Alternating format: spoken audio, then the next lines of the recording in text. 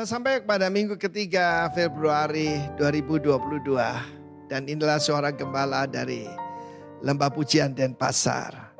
Kita melihat tema kita adalah Surrender to the King. Banyak orang tidak mengerti bahwa Tuhan adalah Raja Sorgawi yang berkuasa atas alam semesta. Kita melihat bagaimana orang China pada zaman dulu sudah menyebut dia itu yaitu Sangti. Sangti itu adalah Heavenly Emperor. Dalam Mazmur 2 ada 3 golongan orang. Yang pertama adalah orang yang memusuhi Tuhan. Dan mereka disebut the nations, bangsa-bangsa. Tentu saja saudara ingat tentang United Nations, UN. Jelas sekali saudaraku, bagaimana sangat anti Israel yang dipilih oleh Tuhan. Dan melawan semua agenda pada Tuhan, pro-LGBT, pro-abortion, dan sebagainya. Di Amerika kita bisa melihat 2 golongan, yaitu Demokrat dan Republikan. Ya, Republikan yang masih percaya Judeo-Christian value ataupun kebudayaan. Yang satunya sangat melawan. Ya, bahkan kita mendengar ada peraturan aneh daripada pemerintah Kanada. Kalau orang itu berusaha untuk mengembalikan LGBT jadi normal, maka dia melanggar hukum dan bisa terkena tuntutan hukum. Saudara, mengapa bangsa-bangsa mereka perkara yang sia-sia? Sia-sia itu. Dan mereka berkata, mari melepaskan diri daripada semua peraturan Tuhan. Firman Tuhan itu untuk kebaikan manusia, bukan belenggu saudara. Ya, bukan belenggu. Ini adalah di belakangnya tentu saja yang melawan Tuhan. Satan artinya yang memusuhi, yang melawan Tuhan. Lalu ada golongan yang kedua. Yang golongan kedua ini ketika Tuhan sudah menetapkan rajanya dilantik di Zion. Ya, Zion saudaraku Yerusalem ya. Bukan yaitu Washington DC, juga bukan Paris, ya, bukan juga di negara-negara lain saudaraku. Ini bicara tentang Kristus yang diurapi, the anointed one, Mesias yang dilantik jadi raja. Anakku, putraku, aku telah memperanakkan engkau. Sudah tahu banyak yang mengatakan Allah itu tidak beranak dan tidak diperanakkan. Benar, dalam arti kata Allah tidak berhubungan seks dengan wanita manusia dan punya anak. Yesus bukan ya. Ini diputrakan itu putra mahkota saudara ya. Nah, golongan yang kedua ini diberkatakan oleh firman Tuhan, terimalah instruksi ya. Kita melihat di dalam firman Tuhan, raja-raja bertindaklah bijaksana, ayat 10, terimalah pengajaran hai para hakim dunia. Jadi mereka cuma menerima firman Tuhan sebagai nasihat. Kalau yang satu tadi menentang, yang kedua ini menerima nasihat. Cuma sebagai nasihat, tetapi bukan sebagai undang-undang. Kita harus mengerti dalam kerajaan, perkataan raja adalah undang-undang. Selalu diikuti oleh juru tulis di belakangnya. Dan apa saja kehendak daripada Tuhan, daripada raja harus digenapi. Let your kingdom come and your will be done on earth as it is in heaven. Tapi ada lagi golongan ketiga yang benar-benar surrender.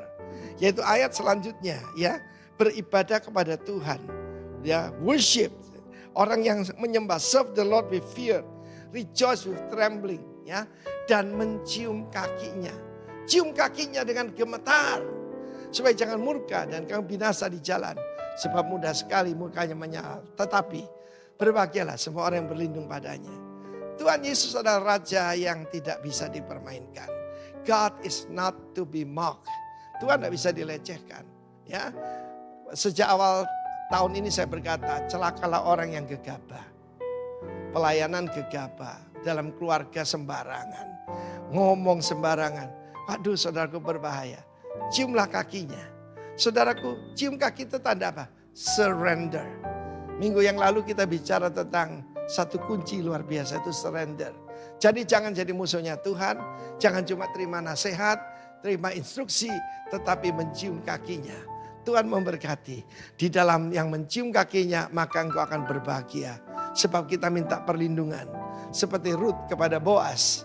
Dan sebagai kita kepada Sang Raja kita. Tuhan memberkati kita. Amin. Shalom Bapak Ibu. Saya berdoa suara saya bisa terdengar dengan baik di tempat kita berada masing-masing. Bersyukur karena pada kesempatan kali ini sangat istimewa bagi saya pribadi, meskipun kita berjumpa masih dengan suasana yang belum sepenuhnya pulih karena pandemi ini. Tapi paling tidak Tuhan masih menganugerahkan kepada kita sekalian dimanapun kita berada, kesehatan, kekuatan, dan Tuhan mencukupi seluruh keperluan kehidupan kita. Ucapan terima kasih saya juga sampaikan kepada tim penggembalaan di gereja terkasih kita di GBI Rock Malang, Pastor Sugiharto, Pastor Andreas, dan seluruh tim penggembalaan yang ada, para pelayan senior, dan semua jemaat Tuhan yang kesempatan kali ini bergabung secara daring, begitu ya. Nah, Bapak Ibu sekalian, mari kita tundukkan kepala untuk menyerahkan kesempatan waktu yang baik kita kembali merenungkan firman Tuhan. Mari kita berdoa bersama-sama. Ya Tuhan, kami bersyukur karena hanya anugerah-Mu sematalah kami masih bisa berjumpa satu dengan yang lain, meskipun masih dalam situasi yang tidak mudah karena pandemi yang belum usai ini. Tetapi dalam segala keadaan, dalam segala situasi kami hendak bersyukur, kami hendak berterima kasih karena Tuhan tidak pernah meninggalkan anak-anak-Nya. Dengan cara yang ajaib Engkau menjangkau, Engkau merengkuh, Engkau bersama-sama dengan kami seperti firman-Mu, karena Engkau adalah Allah Immanuel. Dalam segala situasi yang tidak selalu mudah untuk dijalani, anugerah-Mu cukup bagi setiap kami. Meskipun kami masih bisa bertatap muka secara daring, kami berdoa supaya seluruh keterbatasan ini tidak membatasi kuasa Roh Kudus, kuasa Allah untuk bekerja menjamah masing-masing kami di dalam persekutuan yang Dikau berkati pagi ini. Kami percaya ya Tuhan, kalimat-kalimat pepujian yang sudah kami naikkan adalah ungkapan hati kami untuk menyanjung tinggi nama Tuhan. Dengan ketulusan, dengan kehormatan, kami mau mengagungkan nama Tuhan. Dan kami percaya saat nama-Mu ditinggikan, saat pujian dinaikkan, Engkau disukakan ya Tuhan.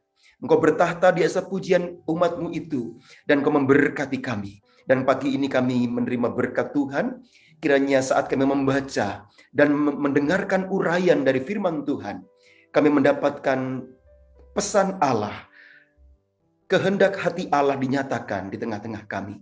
Mengurapi hamba-Mu dan kami sekalian, memberkati seluruh fasilitas yang kami gunakan, sehingga semuanya berjalan sesuai dengan kehendak Tuhan. Di dalam nama-Mu yang suci, hamba serahkan pemberitaan firman Tuhan pagi ini. Semua yang siap diberkati firman bersama dengan saya, katakan amin. Amin. Puji Tuhan, Bapak, Ibu, dan saudara-saudara sekalian yang diberkati Tuhan dimanapun kita berada. Kami percaya bahwa hari ini adalah dikehendaki Tuhan agar kita kembali bersekutu dengan cara yang daring seperti ini setelah beberapa kali kita menyelenggarakan ibadah secara onsite. Tapi memang situasi kita adalah situasi yang disruptif ya, yang membingungkan, yang tidak menentu, yang memang kita perlu fleksibel untuk bisa menyesuaikan keadaan dan tidak perlu mengeluh secara berlebihan, tidak perlu komplain secara berlebihan sehingga mengurangi damai sejahtera kita dan mengurangi rasa syukur kita di hadapan Allah. Dan di bawah tema besar Surrender to the King, saya ingin mengajak kita untuk merenungkan bagian firman Tuhan dengan subtema God never gave up. Allah tidak pernah berhenti menyerah. Allah tidak pernah putus asa dengan umatnya, dengan kondisi kita. Dan di depan kita ada satu bagian petikan firman Tuhan yang terambil dari kitab Nabi Yeskiel. Jika Alkitab ada di jangkauan Bapak Ibu, kita bisa buka bagian ini. Kitab Nabi Yeskiel pasal 34 ayat yang ke-16. Lalu nanti kita akan sambung dengan bagian dari Perjanjian Baru, yaitu kitab Injil Lukas pasal 15 ayat 4 sampai 6 ya. Lukas pasal 15 ayat 4 sampai 6. Jadi kita membaca dulu bagian yang pertama, yaitu Yeskiel 34 ayat 16. Kemudian nanti kita akan sambung dengan Lukas 15 ayat 4 sampai 6. Demikian firman Tuhan bagi kita. Yang hilang akan kucari, yang tersesat akan kubawa pulang, yang luka akan kubalut, yang sakit akan kukuatkan, serta yang gemuk dan yang kuat akan kulindungi. Aku akan menggembalakan mereka sebagaimana seharusnya. Kemudian Lukas 15 ayat 4-6, demikian firman Tuhan.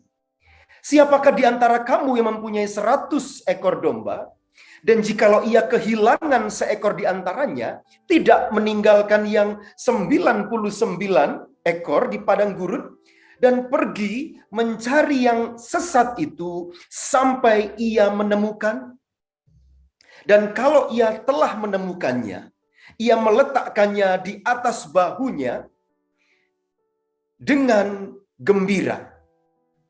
Dan setiba di rumah, ia memanggil sahabat-sahabat dan tetangga-tetangganya, serta berkata kepada mereka, bersukacitalah bersama dengan aku, sebab dombaku yang hilang itu telah kutemukan.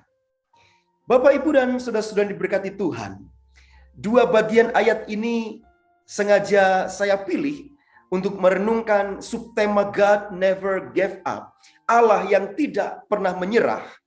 Karena Allah punya komitmen yang besar bahwa manakala di antara kita sebagai domba-dombanya, itu ada yang terhilang, ada yang tersesat, ada yang terluka, ada yang sakit, ada yang tertekan, ada yang depresi, kekurangan, dan sebagainya, bahkan ada di tengah bahaya.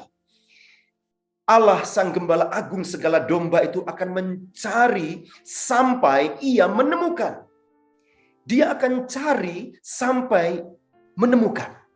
Dia bukan hanya rescuer atau penyelamat yang ketika dicari selama beberapa hari tidak ada, lalu ada batas waktu pencarian. Saya teringat ketika KRI Nanggala dikabarkan tenggelam di perairan Bali, ya, dan beberapa kecelakaan laut yang lain, termasuk pesawat yang jatuh di tempat yang tidak terdeteksi di mana. Tim pencari, tim penyelamat akan berusaha menemukan sebaik-baiknya, menggunakan segala daya upaya, menggunakan segala keterampilan, kesanggupan untuk menemukan korban, entahkah itu dalam keadaan selamat atau dalam keadaan yang tidak selamat.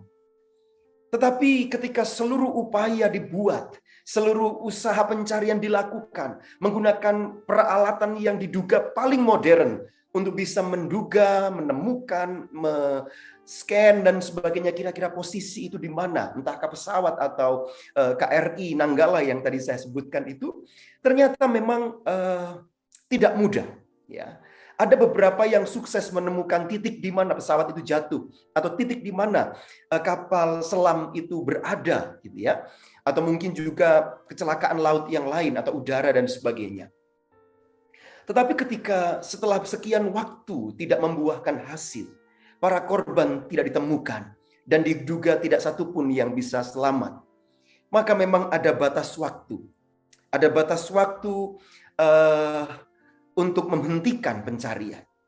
Tetapi ada kisah yang lain, ya, ketika dikisahkan ada pesawat yang jatuh di satu lokasi di Amerika Serikat, di Amazon dan sebagainya, yang diduga sudah tidak mungkin ada yang selamat, diduga sudah tidak mungkin ada yang bisa lolos dari maut karena kecelakaan yang hebat.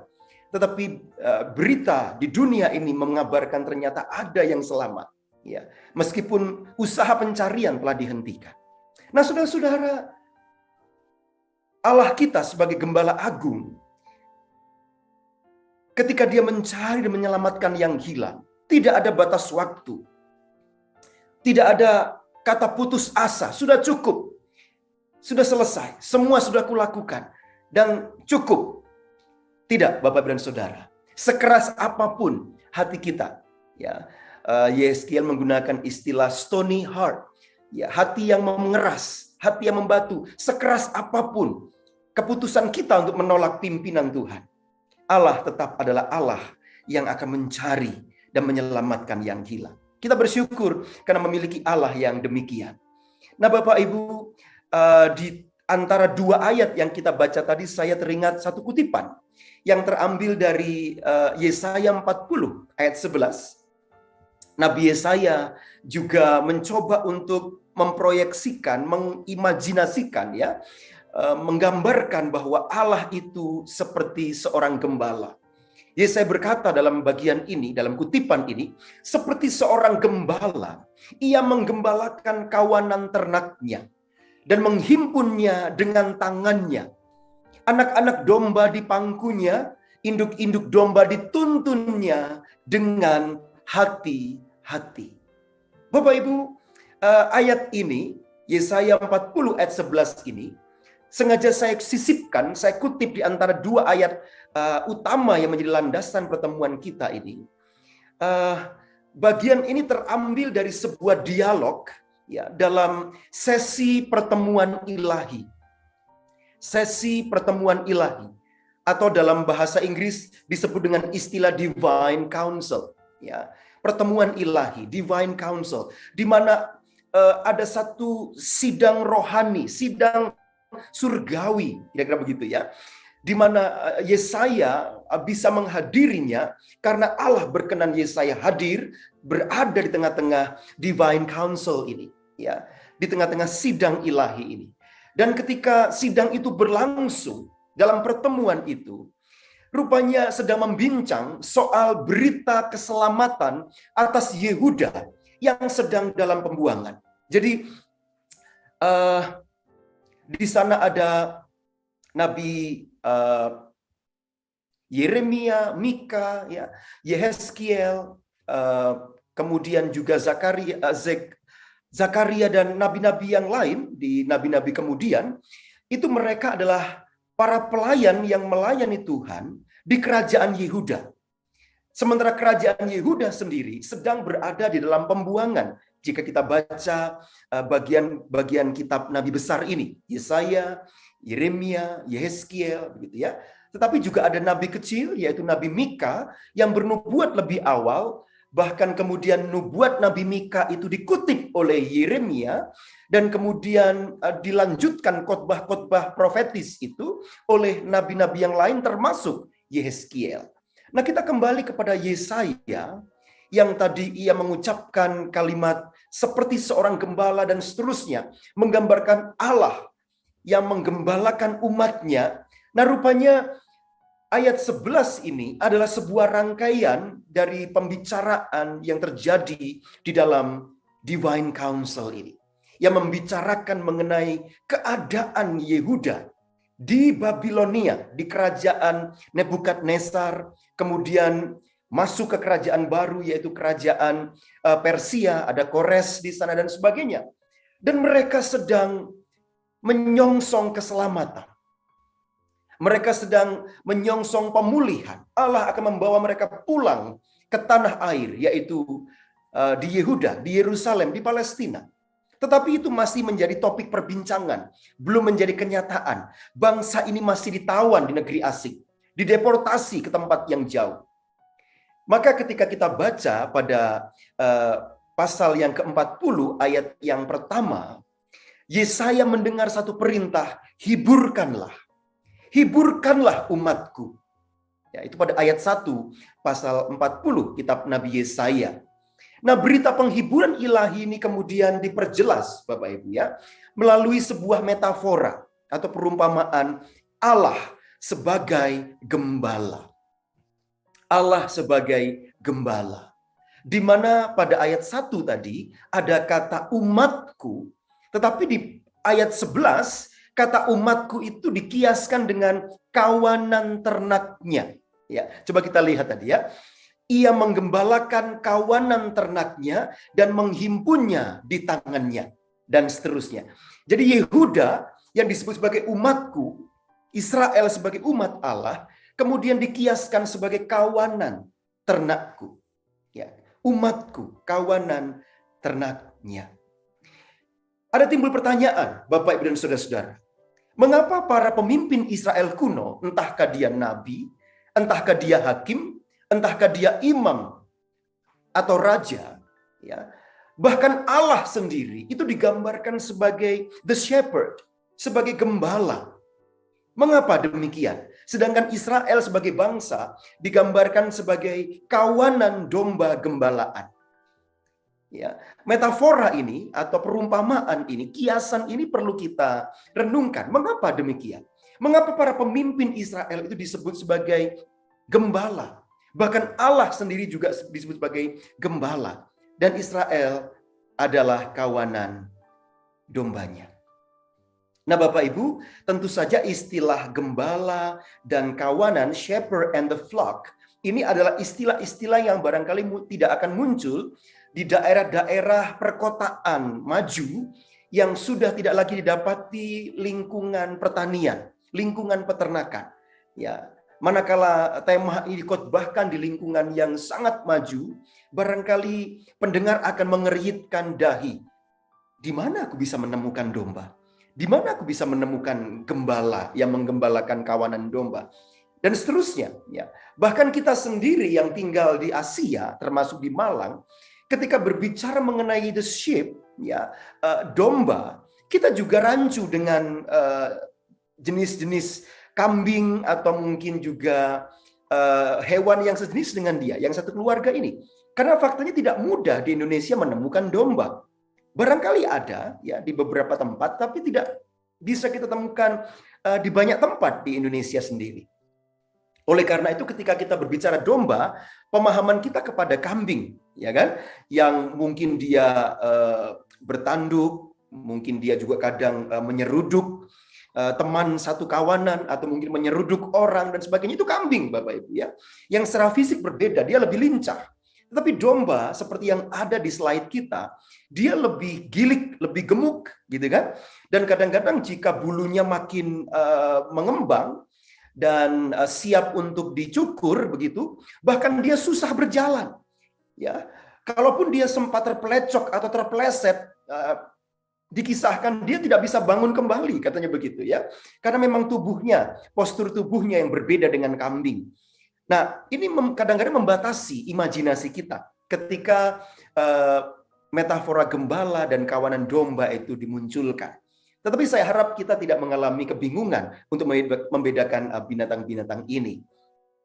Mengapa metafora gembala dan kawanan domba itu dipakai di dalam menggambarkan para pemimpin dan komunitas yang dipimpin? Itu semata-mata karena pengaruh geografis. Jadi kalau Bapak Ibu lihat ya sejarah dunia, peradaban manusia itu berkembang di beberapa wilayah di dunia ini. Ya, peradaban manusia, the civilization itu growth, ya, berkembang, bertumbuh itu tidak di seluruh permukaan bumi kita. Ternyata peradaban manusia itu berkembang, bertumbuh di beberapa wilayah saja yang dibuktikan dengan peninggalan-peninggalan sejarah peradaban itu. Ya, yang paling terkenal di dunia ini misalnya kita jumpai bangunan yang maha dahsyat. Misalnya di Indonesia kita memiliki Candi Borobudur, ya, dan beberapa candi raksasa yang lain. Kemudian di Mesir kita bisa berjumpa dengan bangunan mega yang ukurannya besar sekali, yaitu piramid atau piramida. Di Cina kita temukan dengan Great Wall, dengan tembok besar, ya kan?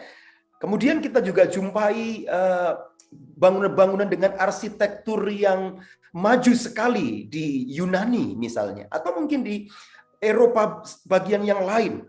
Tapi mari kita lihat peradaban manusia yang berkembang di lingkup timur dekat kuno, Near Ancient East, ya.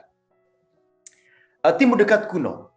Rupanya peradaban manusia di lingkup timur dekat kuno itu terjadi di pesisir danau. Ya, atau laut, ya, karena kata yang dipakai thalassa itu bisa diterjemahkan laut, diterjemahkan danau, danau yang besar dan seterusnya, ya. Jadi peradaban manusia di lingkup ini terjadi di pesisir danau, di pesisir laut, terjadi di pesisir sungai-sungai besar, ya. Kalau di Palestina ada danau Kirenet, danau Galilea, ya. Dan peradaban di sekeliling danau juga berkembang maju sekali. Kemudian misalnya kita jumpai ada Sungai Efrat. Saya sengaja menyertakan peta dunia kuno di ujung bawah kanan.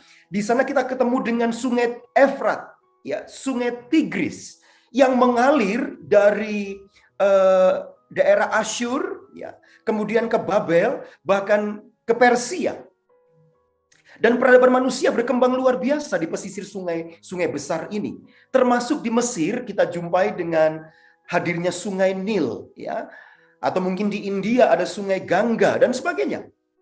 Jadi peradaban manusia di timur dekat kuno itu berkembang di sekeliling atau di pesisir danau dan sungai-sungai besar ini. Dan karena peradaban itu berkembang di lingkungan yang seperti ini, Bapak Ibu Saudara, maka salah satu yang cukup dikenal di dalam lingkungan semacam ini adalah lingkungan pertanian dan lingkungan peternakan. Ya, lingkungan pertanian dan lingkungan peternakan. Sehingga kemudian metafora pemimpin sebagai gembala, umat yang dipimpin sebagai domba itu muncul di dalam lingkup geografis yang semacam ini. Ya. Di dalam kitab Perjanjian Lama, di dalam kitab Tanakh, ya, atau orang Kristen menyebut Perjanjian Lama, banyak sekali dijumpai tokoh-tokoh gembala. Ya, tokoh-tokoh gembala. Misalnya kita lihat Habel adalah seorang gembala yang memberi persembahan domba dan memberi persembahan lemak, ukupan, bakaran bagi Tuhan. Mengapa dia tidak mempersembahkan seperti Kain yang membawa hasil bumi? Karena Habel diduga adalah gembala. Kita melihat Abraham juga seorang gembala yang memiliki ternak yang begitu banyak. Kita melihat Ayub juga demikian, dengan ternak yang banyak. Kita melihat Lot, ya, yang juga memiliki ternak yang cukup banyak, Bapak Ibu. Ya. Demikian juga Yakub beserta keturunannya juga para gembala. Yitro adalah gembala. Musa yang susah-susah dibesarkan di Mesir, yang akan digadang-gadang menjadi Fir'aun di Mesir, ya kan? Ternyata dia juga harus kembali ke dunia penggembalaan, ya, ketika dia berkenalan dengan Yitro dan kemudian dia menggembalakan ternak Yitro dan sebagainya. Bahkan kemudian dia memimpin Israel meninggalkan Mesir. Secara metaforis, Musa disebut gembala bagi rombongan yang keluar meninggalkan Mesir ini. Bahkan jika kita perhatikan, Raja Daud sebelum dia menjadi raja atas Israel, atas Yehuda, Daud pun secara harafiah dia adalah gembala. Dia adalah gembala. Para hakim seperti Simson, seperti hakim-hakim yang lain, mereka juga gembala Israel, ya kan? Yang melawan singa, serigala, segala ancaman yang mengancam keselamatan domba-domba secara harafiah. Meskipun kemudian Raja Daud dipilih oleh Tuhan, ditunjuk oleh Tuhan menjadi raja, kemudian secara metaforis dia disebut gembala Israel. Jadi memang gembala baik secara arti harafiah maupun metafora itu adalah istilah yang khas di lingkup timur dekat kuno dan daerah-daerah yang memiliki luasan tanah di mana para peternak dan petani itu ada, Bapak Ibu. Dan mereka dikatakan memelihara, ya, menuntun kawanan ternak dengan hati-hati. Para gembala ini secara harafiah mereka menjaga. Bahkan kalau kita baca Yohanes pasal yang ke-10 dikatakan bahwa Yesus pun menyebut dirinya gembala. Ya, bahkan tidak mungkin ada orang jahat baik pencuri, perampok dan sebagainya yang akan mencelakai domba-dombanya. Karena mereka harus melawan sang gembala dulu. Dan tidak ada seekor gembala pun yang akan meninggalkan kawanan tanpa melalui dia. Gembala ini mengenal dombanya dengan nama. Ya, bahkan sang domba bisa mengenal suara gembalanya dengan baik. Karena hubungan yang dekat. Karena hubungan yang sangat dekat. Para gembala melindungi, menjagai keselamatan domba-dombanya dari ancaman bahaya, dari ancaman yang mencelakai. Nah, sampai di sini Bapak Ibu saya harap kita bisa mengerti kenapa metafora domba dan gembala itu menjadi begitu populer. Nah, saya perkenalkan Ibu Bapak dengan beberapa tokoh dunia berikut ini. Misalnya Philo, ya. Philo yang berada di sebelah kiri, yang menggunakan yang warnanya abu-abu ya, sebelah kiri kita. Philo, kemudian di tengah itu adalah Josephus, dan yang sebelah kanan adalah Ambrosius dari Milan. Nah, ketiga tokoh ini, Philo itu adalah sejarawan Yahudi yang tinggal di Mesir, di Alexandria, sementara Josephus adalah sejarawan Yahudi yang bahkan hidup sampai dengan Yesus melayani, ya, sampai Yesus tersalib, bahkan sampai Yesus terangkat ke surga. Josephus diduga masih hidup. Kemudian dari abad ketiga Masehi, tahun 300-an, kita diperkenalkan dengan salah satu bapak gereja yang bernama Ambrosius dari Milan, Ambrose of Milan, begitu ya. Nah, ketiga orang ini sepakat untuk mengatakan bahwa pekerjaan gembala atau pekerjaan sebagai seorang gembala atau pekerjaan penggembalaan itu lebih mulia, atau pekerjaan yang mulia. Dia mengatakan bahwa shepherding was a more virtuous occupation. Penggembalaan itu adalah tugas yang mulia. Dan secara pribadi bahkan Ambrosius melihat bahwa mengolah tanah, ya, pertanian itu dianggap lebih rendah dibandingkan dengan menggembalakan domba-domba. Plowing the earth is inferior to pasturing sheep. Jadi membajak, mencangkul, mengelola tanah itu atau pekerjaan pertanian menurut Ambrosius pada abad ketiga Masehi dianggap lebih inferior, lebih rendah.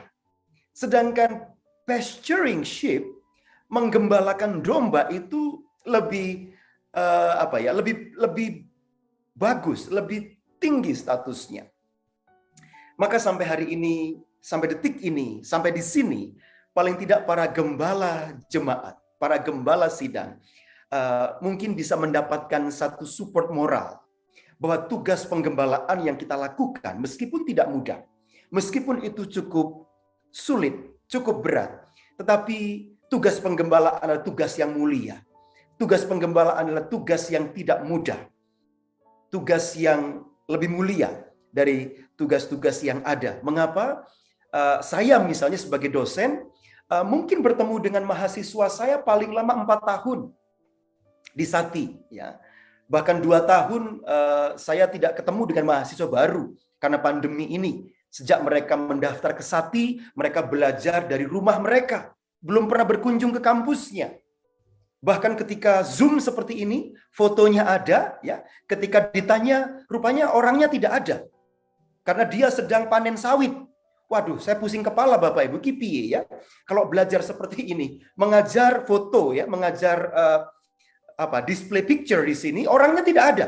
Nah, saya berharap Bapak Ibu yang ada di ruangan virtual ini, meskipun kita menggunakan nama atau foto, saya berharap kita ada di sini supaya kita bisa berinteraksi ya secara daring. Lain dengan kondisi mahasiswa saya Bapak Ibu ya. Ketika saya tanya dari tadi kok tidak menyambung ya, sampai saya bilang pada ketua kelas, coba dicari kemana dia. Waduh, maaf Pak, dia sedang panen sawit gitu ya. Wah, kepala saya pusing Bapak Ibu. Lah kalau pendidikan caranya seperti ini, mau maju bagaimana? Ya, padahal mereka akan menjadi pemimpin masa depan. Maka Badan Pekerja Harian dari ketua sampai dengan para pembantu ketua memutuskan tahun ini mahasiswa kembali semua ke kampus. Ya. Dan perkuliahan bisa dilakukan secara onsite. Tetapi pertanyaannya Bapak Ibu, berapa lama saya berinteraksi dengan para mahasiswi ini? Ya, paling lama 4 tahun dan setelah itu tidak berjumpa lagi. Berapa lama institusi Sati akan membentuk, memperlengkapi para calon pemimpin dan hamba Tuhan ini?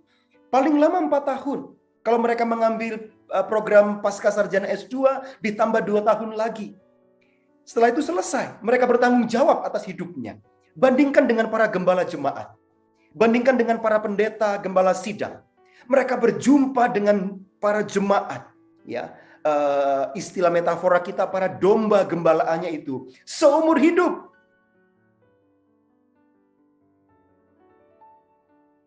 Bahkan para pendeta gembala jemaat ini harus siap manakala jemaat berada dalam keadaan-keadaan yang tidak mudah dan mereka membutuhkan pertolongan.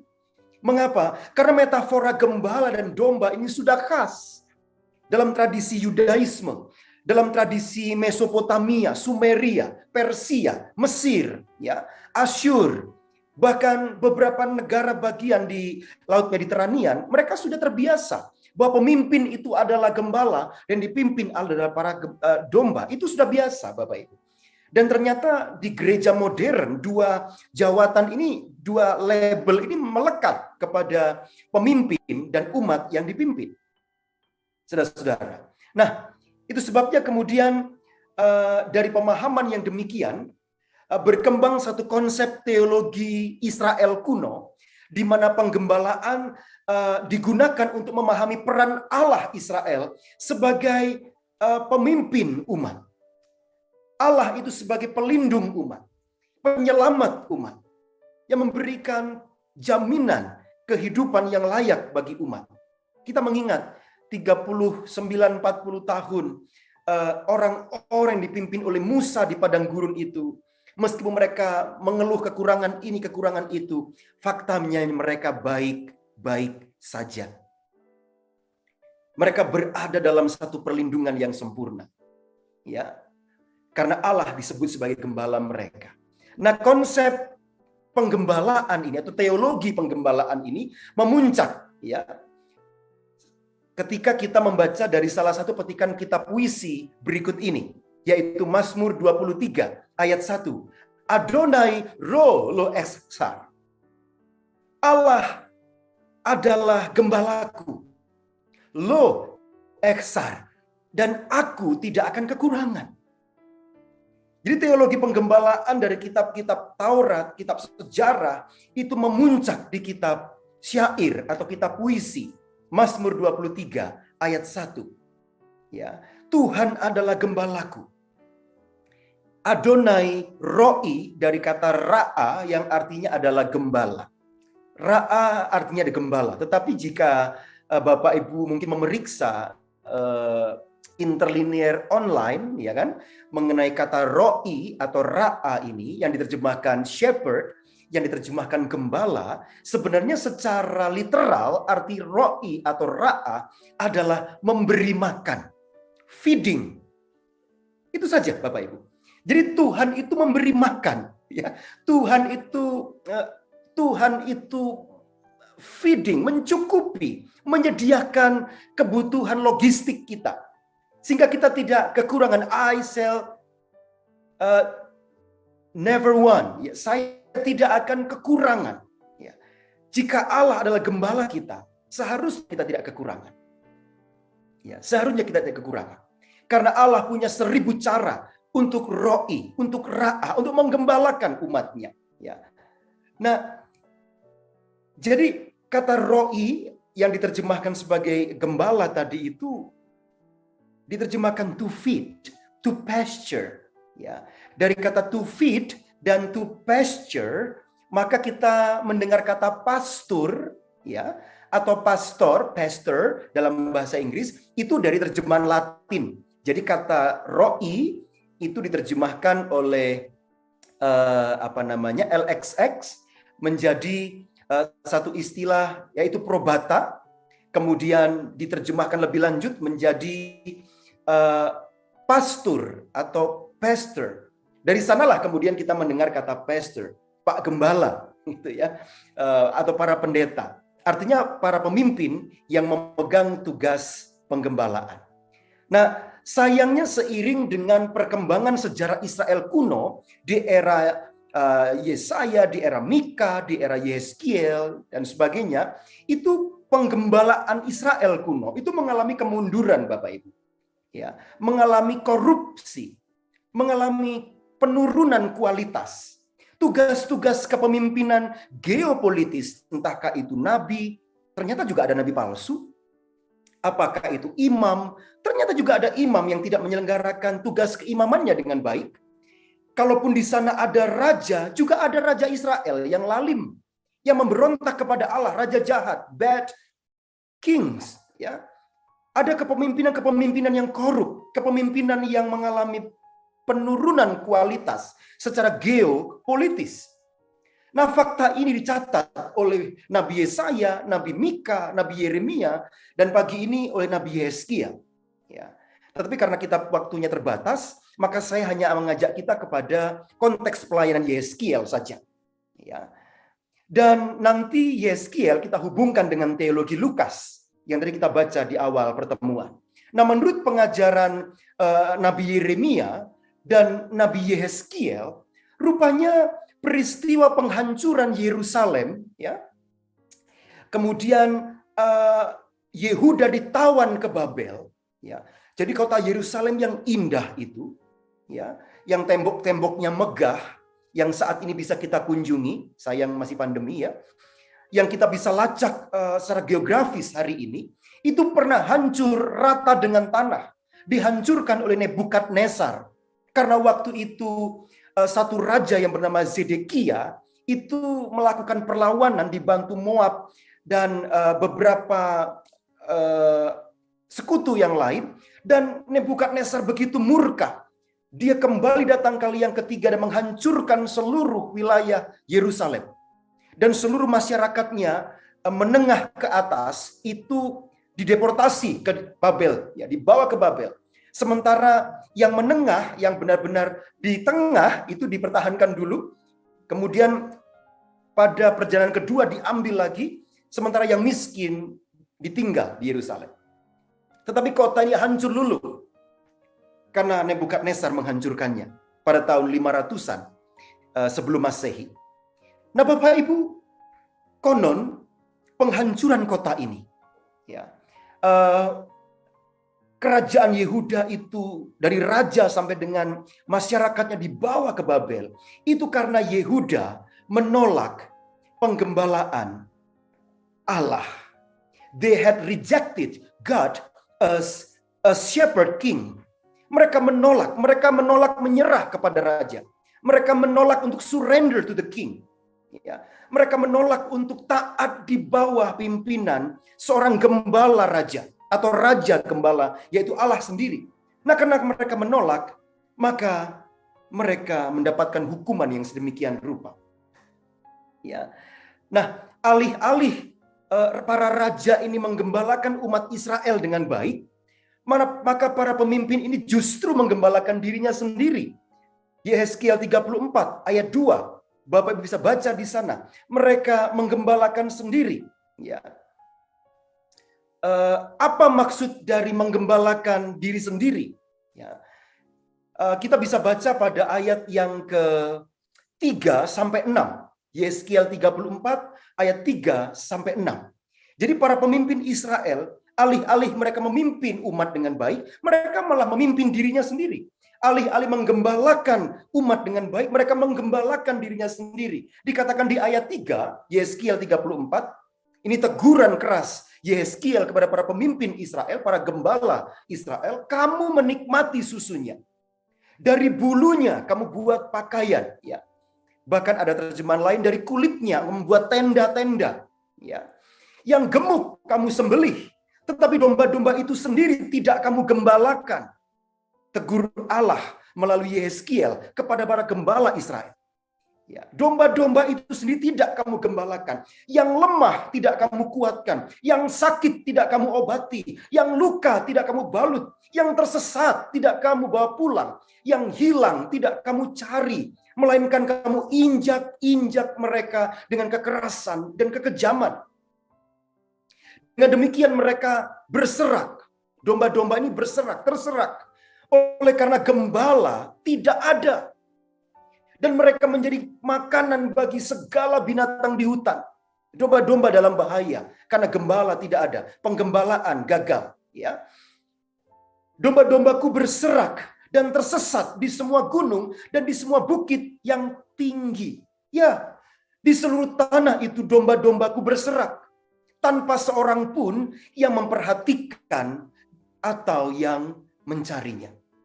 Jadi deskripsi dari ayat 3 sampai 6 ini menunjukkan bahwa para pemimpin Israel kuno, mereka tidak menunaikan tugas penggembalaan dengan baik.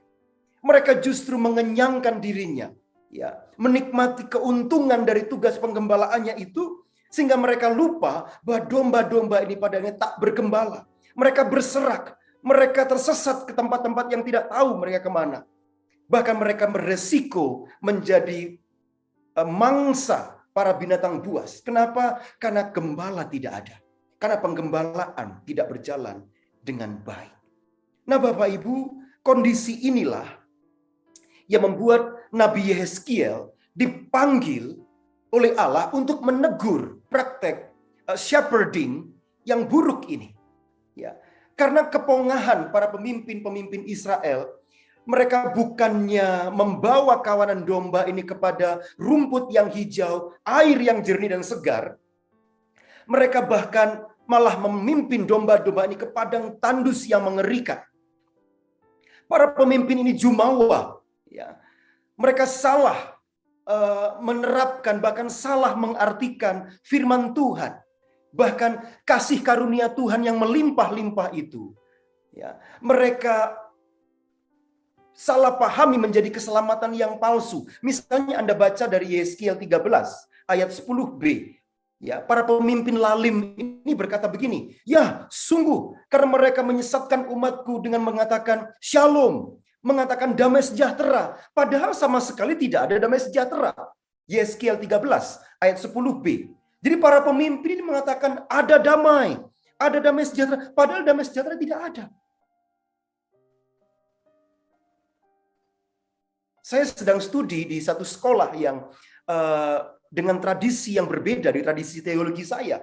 Saya dari kalangan Pentakosta, karismatik, dan tempat di mana saya studi ini memang semangat ekumenenya sangat tinggi sehingga bisa menerima saya, tapi mereka cukup mengkritik praktik-praktik penggembalaan Pentakostal yang diduga terlalu abusif. Begitu Bapak Ibu.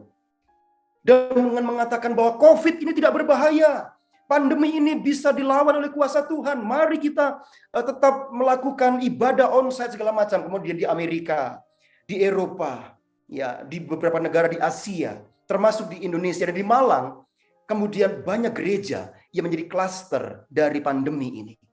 Maka ketika Bapak Gembala sidang, Bapak Pendeta Sugiharto menghubungi saya dan mengatakan kita akan kembali online. Saya mengatakan kepada beliau, ini keputusan yang sangat bijaksana. Ini adalah praktek penggembalaan yang benar-benar bijaksana. Karena tim pastoral gereja kita menghendaki kita semuanya sehat. Kita semuanya well-being. Ya.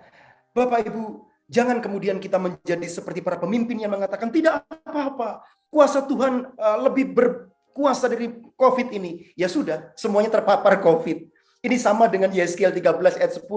Shalom, ada damai, padahal tidak ada. Ya, bahkan pada saat penghakiman, penghancuran Yehuda itu sudah hampir tiba, para pemimpin juga masih pongah. Ya, kita baca dari Yehezkiel 33 ayat 25, mereka bahkan sombong dengan berkata begini, Yehezkiel 33 ayat 25, Abraham adalah seorang diri. Tatkala ia menerima tanah ini menjadi miliknya.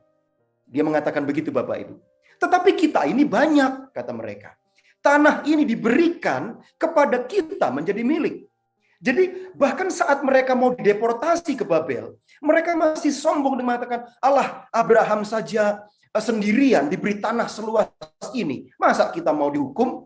Masa kita mau dibawa ke negeri jauh? Padahal Nabi Mika sudah menubuatkan. Yeremia sudah menubuatkan. Bahkan Yehezkiel bernubuat saat proses penawanan itu terjadi.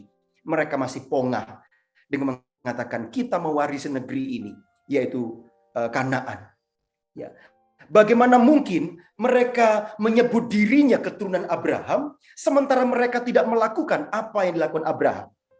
Bolehkah satu orang di antara kita membaca Yohanes pasal 8 ayat 39 dengan membuka mic jika memungkinkan? Yohanes pasal 8 ayat 39.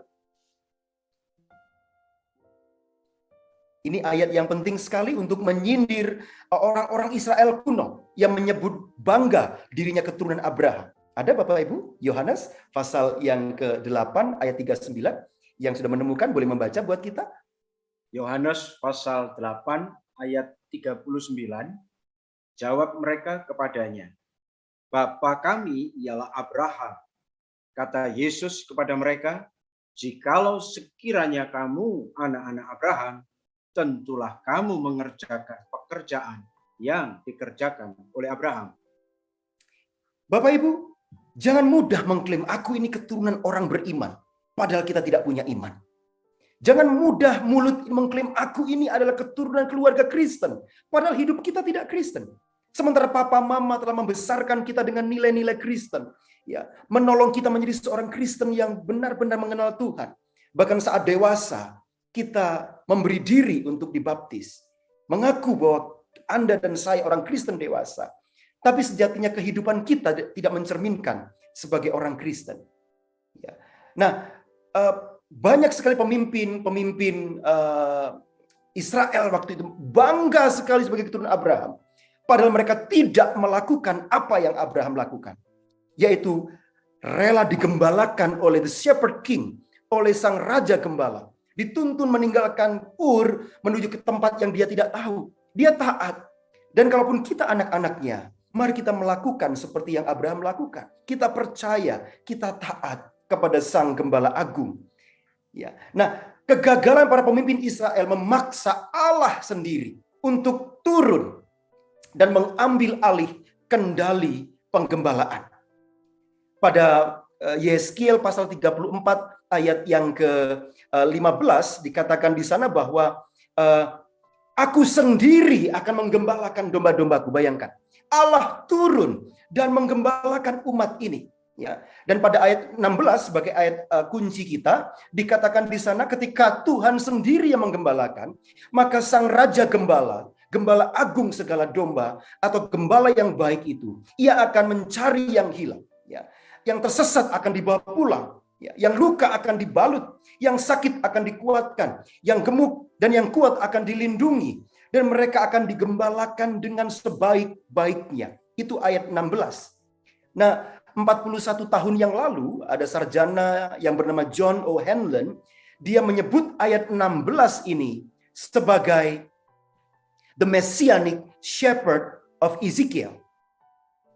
Jadi ini adalah nubuat mengenai Mesias gembala dari Yeskiel yang pada saatnya akan ditujukan pada gembala agung segala domba, kata kitab Ibrani. Ya, jadi bahkan kalau kita baca di teologi Lukas tadi mengatakan bahwa kalau ada 99 domba lalu satu hilang, jika dia gembala yang benar sesuai dengan standar messianic shepherd of Ezekiel ini, maka gembala itu akan mencari domba yang hilang itu sampai ketemu, Bapak Ibu, sampai menemukan. Ya. Allah tidak akan putus asa, dia akan mencari sampai menemukan. Nah, di hadapan umat, Raja Daud adalah gembala. Ya, baik itu secara metafora maupun secara harafiah. Tetapi di hadapan Allah, baik Daud maupun umat Israel adalah kawanan domba milik Allah. Jadi Bapak Ibu, para pendeta, para gembala, para pelayan jemaat, Bapak Ibu dan saya barangkali adalah para pemimpin rohani yang dipercayakan Tuhan untuk menggembalakan kerohanian umat. Tetapi itu di hadapan umat, ya, di hadapan orang-orang yang kita layani, kita adalah para gembala, para pemimpin dan sebagainya. Tapi di hadapan Tuhan, baik Bapak Ibu para gembala dan jemaat, kita sama-sama kawanan domba Allah. Dan Kristus Yesus adalah sang gembala agung segala domba. Ya. Oleh karena itu izinkan saya meminjam atau menyitir satu kalimat yang dulu diucapkan oleh salah satu rocker Indonesia, Sirius. Rocker juga manusia. Saya mau mengatakan pendeta juga manusia. Gembala jemaat juga manusia. Kenapa? Karena masing-masing kita, baik para pendeta maupun jemaat, kita mengalami pergumulan yang sama. Baik itu pelayan maupun yang dilayani, kita menghadapi pencobaan dan tantangan hidup yang sama. Jadi pelayan Tuhan juga manusia. Hamba Tuhan juga manusia. Hamba Tuhan juga bisa mengalami stres, mengalami tertekan, mengalami frustrasi, mengalami keadaan-keadaan yang sulit, Bapak Ibu. Jadi di akhir firman Tuhan ini saya memperkenalkan kepada kita bahwa sebagai para pemimpin, sebagai para gembala, kita juga adalah kawanan domba milik Kristus. Jadi Kristus adalah gembala, menunjuk kita sebagai gembala untuk menggembalakan jiwa. Maka di hadapan Kristus, baik para gembala maupun domba-domba yang digembalakan adalah kawanan domba Allah. Tahun 2005 terbit satu buku yang menarik tapi sekaligus provokatif, Bapak Ibu ya. Ditulis oleh seorang pendeta emeritus yang bernama Flora Slassen Woolner. Pendeta Woolner ini adalah pendeta jemaat, tetapi dia juga mengajar di beberapa STT di Amerika. Suaminya juga seorang profesor perjanjian baru di beberapa STT di Amerika. Tahun 2005, Dr. Woolner membuat satu tulisan yang berjudul Feed My Shepherd, ya, Spiritual Healing and Renewal for Those in Christian Leadership.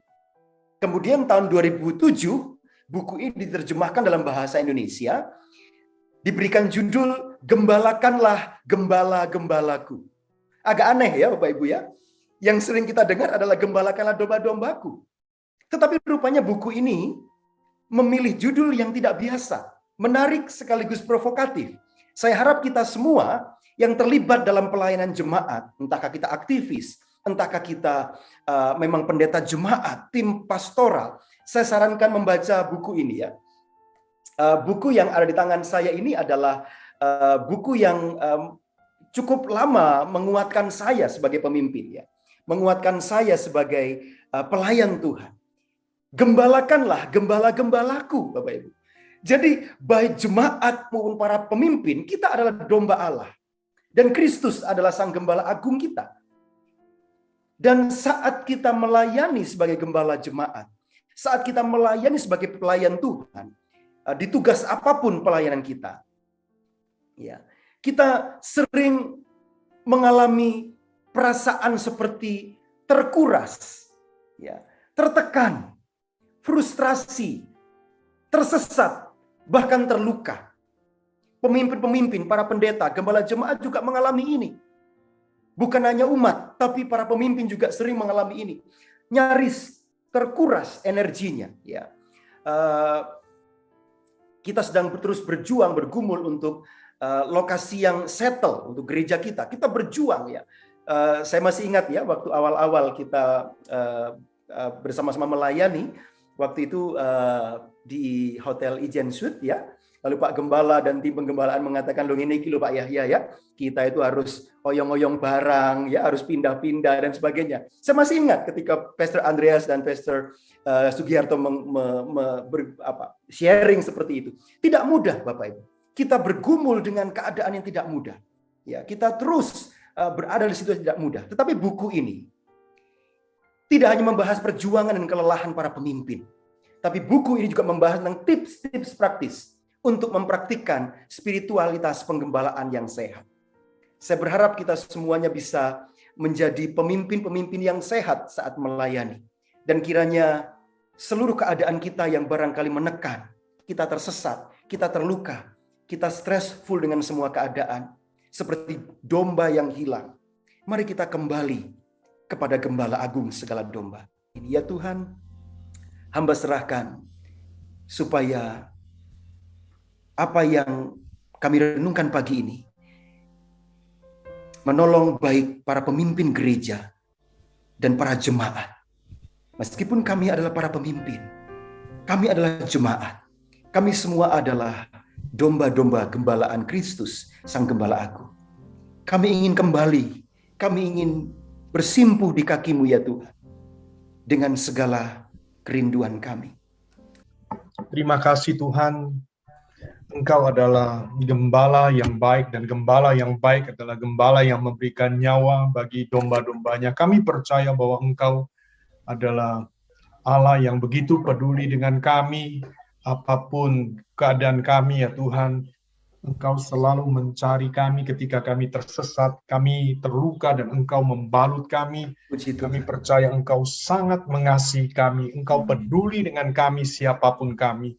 Terima kasih Tuhan untuk firman Tuhan yang sudah ditabur oleh hamba-Mu. Kiranya Engkau materaikan di dalam hati kami tidak hanya menjadi pendengar firman Tuhan, tetapi kami akan menjadi pelaku firman Tuhan. Terima kasih, di dalam nama Yesus kami berdoa dan mengucap syukur. Amin. Shalom Jemaat Rock Malang, berikut adalah beberapa pengumuman yang wajib Anda ketahui. Kami menginformasikan bahwa rekening persembahan telah berubah menjadi berikut ini. Anda bisa mencatatnya, atau Anda bisa mendownload pada link layanan terpadu yang telah kami sediakan. Kami mengajak Anda untuk mengikuti ibadah raya yang kami adakan secara hybrid setiap minggunya, baik secara onsite maupun online. Secara onsite, Anda bisa menghadiri kegiatan ibadah di My Little Island School di Jalan Lembadieng nomor 7 Malang. Kami menghimbau Anda yang mengikuti ibadah onsite untuk tetap mengikuti protokol kesehatan yang telah ditetapkan sebelumnya dan wajib mengisi formulir kehadiran ibadah raya onsite yang telah kami sediakan pada link layanan terpadu. Sedangkan bagi Anda yang ingin mengikuti ibadah secara online atau virtual, Anda bisa mengikutinya melalui link Zoom yang telah kami sediakan pada layanan terpadu. Rekaman ibadah raya akan kami sediakan melalui link YouTube pada channel GPI Rock Malang yang bisa Anda tonton ulang atau bisa Anda bagikan kepada orang lain. Bagi Anda yang belum mengisi form pengkinian data jemaat, kami menghimbau Anda untuk segera mengisinya melalui link layanan terpadu yang telah kami sediakan sebelumnya. Perlu Anda catat dan perhatikan, seluruh aktivitas kegiatan kami terpusat pada link layanan terpadu yang tertera pada layar ini. Melalui link ini, Anda bisa mendapatkan berbagai macam informasi mengenai pelayanan kami. Demikian pengumuman ini kami sampaikan. Terima kasih dan Tuhan Yesus memberkati.